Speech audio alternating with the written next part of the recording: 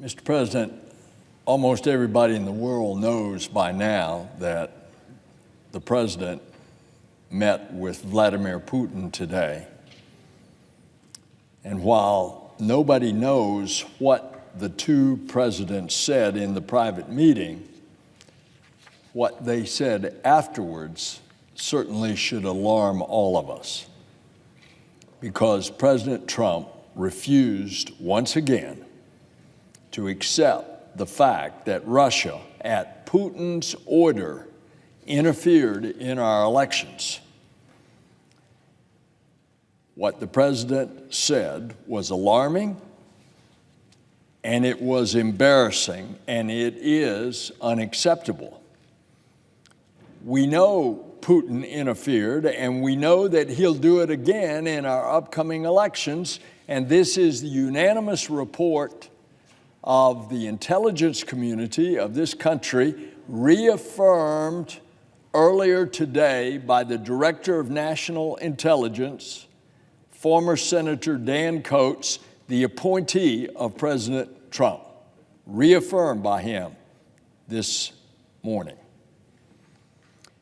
In its January 2017 assessment, the IC assessed that Russian President Putin ordered an influence campaign in the 2016 election aimed at the U.S. presidential election.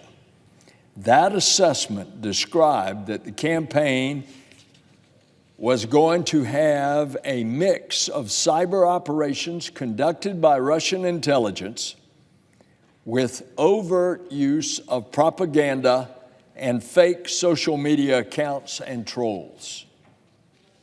Take it from President Trump's own administration, then the director of the CIA, now Secretary of State Mike Pompeo, acknowledged Russian interference, standing by the intelligence community's assessments, and that was a year and a half ago. And he even said that he had every expectation that Russia will continue to try to interfere in our elections. And then, of course, today, Dan Coats, the DNI, said a few days ago, and this was his quote, "The warning lights are blinking red again. The digital infrastructure that serves this country is literally under attack." End of quote. And so, just this past Friday, the Justice Department announced the indictment of 12 Russian intelligence officers for hacking the Clinton campaign, the DNC, and that's just the latest in a series of indictments.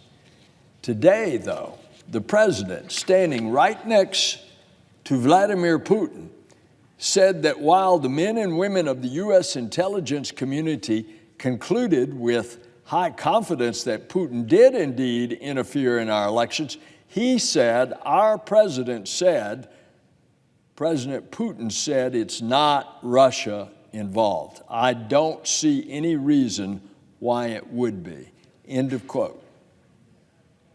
That's rather curious.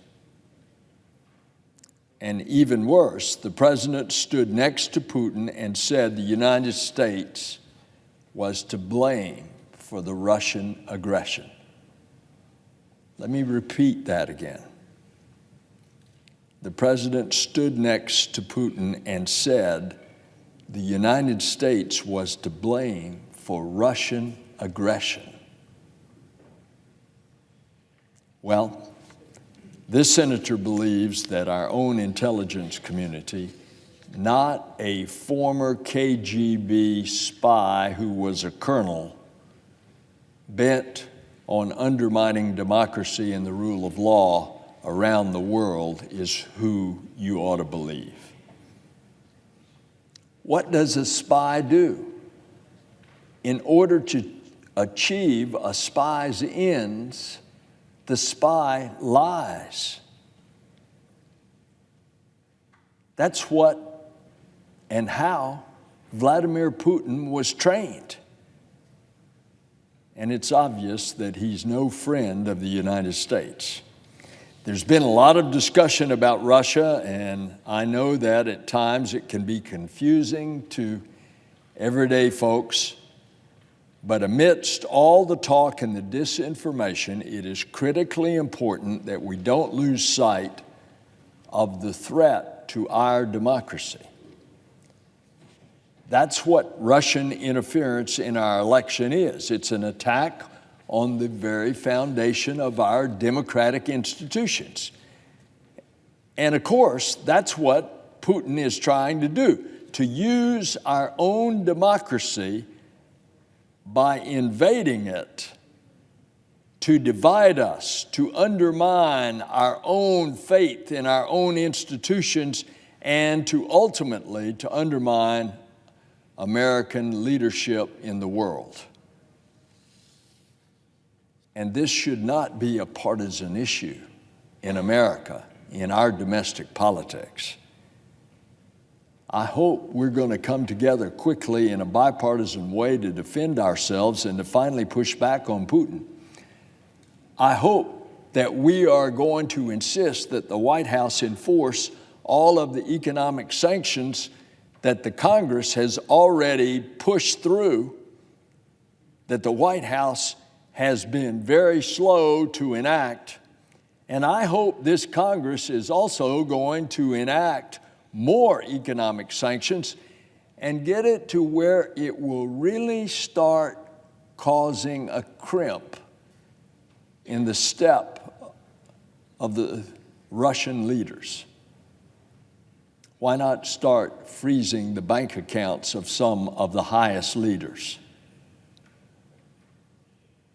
First, the United States, led by our president, has to see the enemy and the threat for what it is. And now, going on into 2 years into his administration, the president is unwilling to stand up to Putin, man to man, eyeball to eyeball, and to defend our country. Mr. President, I yield the floor.